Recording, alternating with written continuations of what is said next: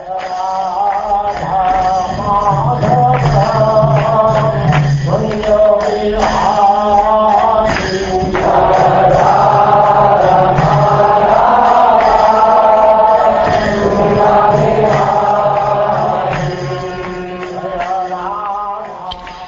Chapter 13. Further talks between King Rahugana and Jada.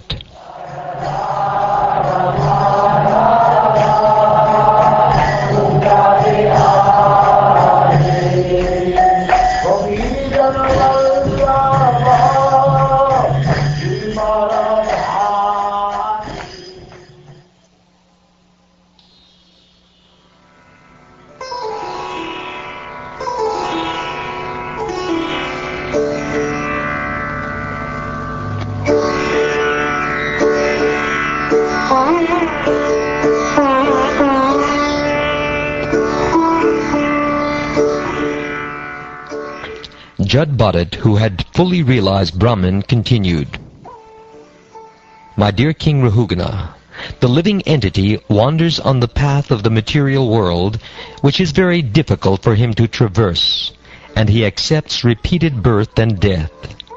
Being captivated by the material world under the influence of the three modes of material nature, that is Sattva-guna, Rajaguna, and Tamoguna, the living entity can see only the three fruits of activities under the spell of material nature. These fruits are auspicious, inauspicious, and mixed.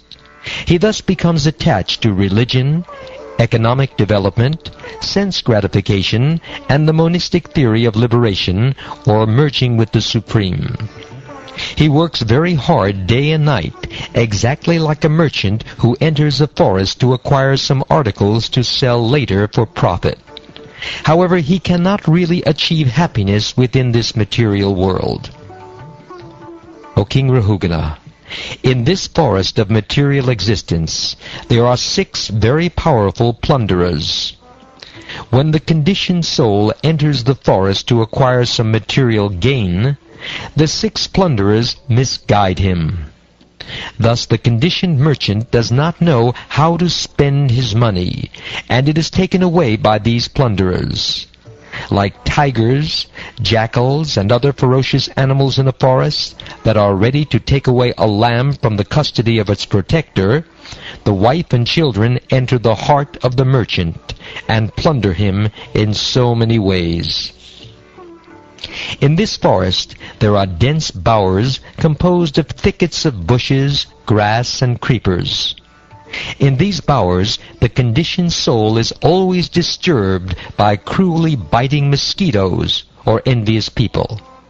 Sometimes he sees an imaginary palace in the forest, and sometimes he is bewildered by seeing a fleeting fiend or ghost, which appears like a meteor in the sky. My dear King, the merchant on the forest path of the material world, his intelligence victimized by home, wealth, relatives, and so forth, runs from one place to another in search of success. Sometimes his eyes are covered by the dust of a whirlwind.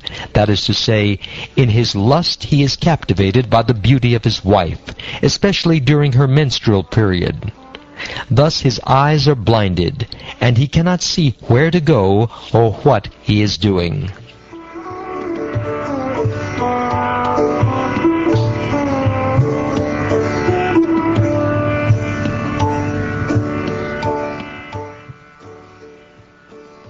Wandering in the forest of the material world, the conditioned soul sometimes hears an invisible cricket making harsh sounds, and his ears become very much aggrieved. Sometimes his heart is pained by the sounds of owls, which are just like the harsh words of his enemies. Sometimes he takes shelter of a tree that has no fruits or flowers. He approaches such a tree due to his strong appetite, and thus he suffers. He would like to acquire water, but he is simply illusioned by a mirage, and he runs after it. Sometimes the conditioned soul jumps into a shallow river, or being short of food grains, he goes to beg food from people who are not at all charitable. Sometimes he suffers from the burning heat of household life, which is like a forest fire. And sometimes he becomes sad to have his wealth, which is as dear as life, plundered by kings in the name of heavy income taxes. Sometimes, being defeated or plundered by a superior powerful agent, a living entity loses all his possessions.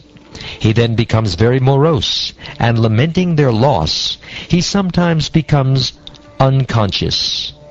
Sometimes he imagines a great palatial city in which he desires to live happily with his family members and riches. He thinks himself fully satisfied if this is possible, but such so-called happiness continues only for a moment. Sometimes the merchant in the forest wants to climb the hills and mountains, but due to insufficient footwear, his feet are pricked by small stone fragments and by thorns on the mountain. Being pricked by them, he becomes very aggrieved. Sometimes a person who is very attached to his family becomes overwhelmed with hunger, and due to his miserable condition, he becomes furious with his family members. The conditioned soul in the material forest is sometimes swallowed by a python or crushed. At such a time, he is left lying in the forest like a dead person, devoid of consciousness and knowledge. Sometimes other poisonous snakes bite him. Being blind to his consciousness, he falls down into a dark well of hellish life, with no hope of being rescued. Sometimes, in order to have a little insignificant sex enjoyment, one searches after debauched women. In this attempt, one is insulted and chastised by the women's kinsmen. This is like going to take honey from a beehive and being attacked by the bees.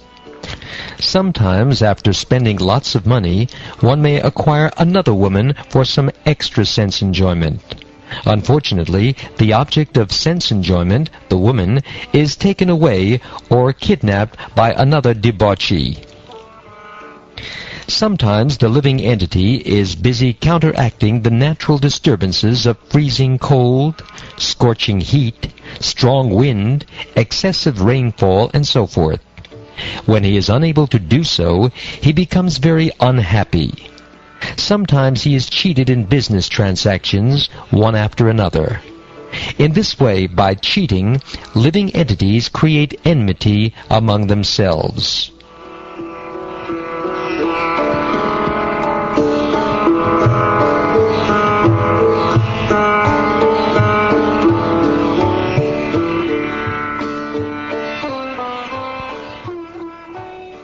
On the forest path of material existence, sometimes a person is without wealth, and due to this does not have a proper home, bed, or sitting place, nor proper family enjoyment.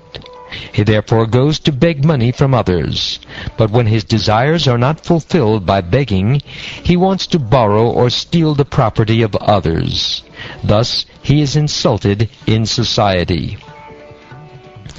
Due to monetary transactions, relationships become very strained and end in enmity.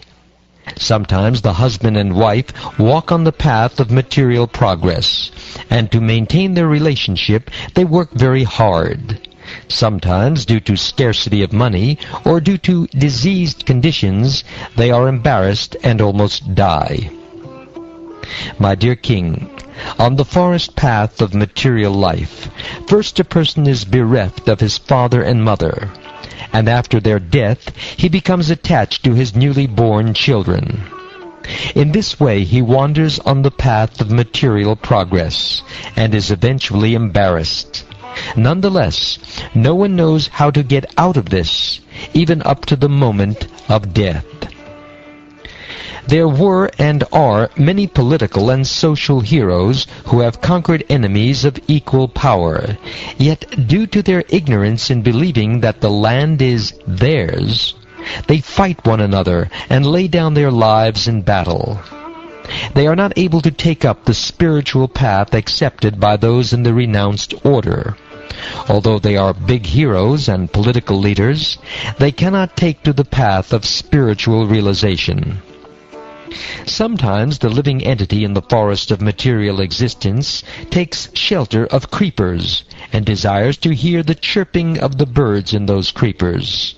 Being afraid of roaring lions in the forest, he makes friends with cranes, herons, and vultures. Being cheated by them, the living entity in the forest of the material world tries to give up the association of these so-called yogis, swamis, and incarnations, and come to the association of real devotees. But due to misfortune, he cannot follow the instructions of the spiritual master or advanced devotees. Therefore, he gives up their company and again returns to the association of monkeys, who are simply interested in sense gratification and women. He derives satisfaction by associating with sense gratifiers and enjoying sex and intoxication. In this way, he spoils his life simply by indulging in sex and intoxication. Looking into the faces of other sense gratifiers, he becomes forgetful and thus approaches death. When the living entity becomes exactly like a monkey jumping from one branch to another, he remains in the tree of household life without any profit but sex. Thus, he is kicked by his wife just like the he-ass. Unable to gain release, he remains helplessly in that position. Sometimes he falls victim to an incurable disease, which is like falling into a mountain cave. He becomes afraid of death, which is like the elephant in the back of that cave, and he remains stranded, grasping at the twigs and branches of a creeper. O killer of enemies, Maharaj Rahugana, if the conditioned soul somehow or other gets out of his dangerous position, he again returns to his home to enjoy sex life, for that is the way of attachment. Thus, under the spell of the Lord's material energy, he continues to loiter in the forest of material existence. He does not discover his real interest, even at the point of death. My dear King Rahugana, you are also a victim of the external energy, being situated on the path of attraction to material pleasure. So that you may become an equal friend to all living entities, I now advise you to give up your kingly position and the rod by which you punish criminals. Give up attraction to the sense objects, and take up the sword of knowledge sharpened by devotional service. Then you will be able to cut the hard knot of illusory energy and cross to the other side of the ocean of nescience. King Rahugana said, This birth as a human being is the best of all. Even birth among the demigods in the heavenly planets is not as glorious as birth as a human being on this earth. What is the use of the exalted position of a demigod? In the heavenly planets, due to profuse material comforts, there is no possibility of associating with devotees. It is not at all wonderful that simply by being covered by the dust of your lotus feet, one immediately attains the platform of pure devotional service to Adhokshaja, which is not available even to great demigods like Brahma. By associating with you just for a moment, I am now freed from all argument, false prestige, and lack of discrimination, which are the roots of entanglement in the material world. Now I am free from all these problems. I offer my respectful obeisances unto the great personalities, whether they walk on the earth's surface as children, young boys, avadutas, or great Brahmins. Even if they are hidden under different guises, I offer my respects to all of them. By their mercy, may there be good fortune in the royal dynasties that are always offending them.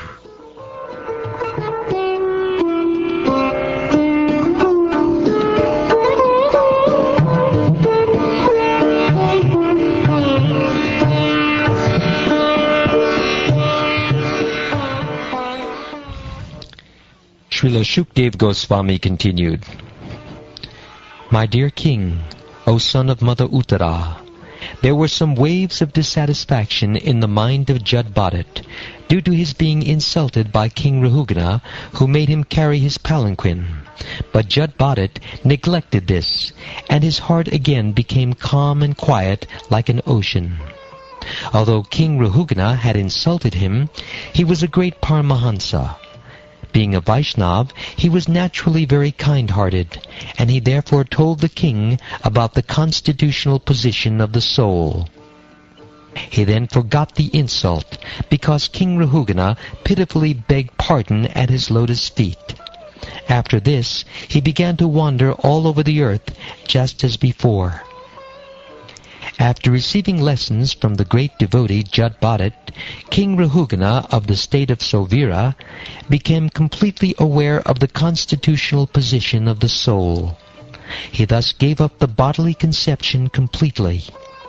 My dear king, whoever takes shelter of the servant of the Lord is certainly glorified, because he can, without difficulty, give up the bodily conception.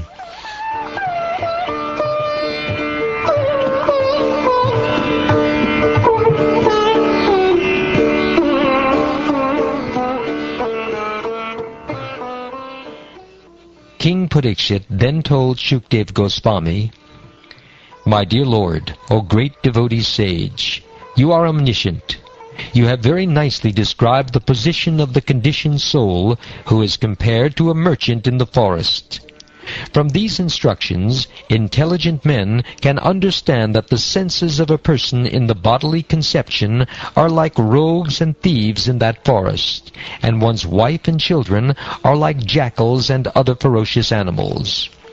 However, it is not very easy for the unintelligent to understand the purport of this story, because it is difficult to extricate the exact meaning from the allegory. I therefore request your holiness to give the direct meaning."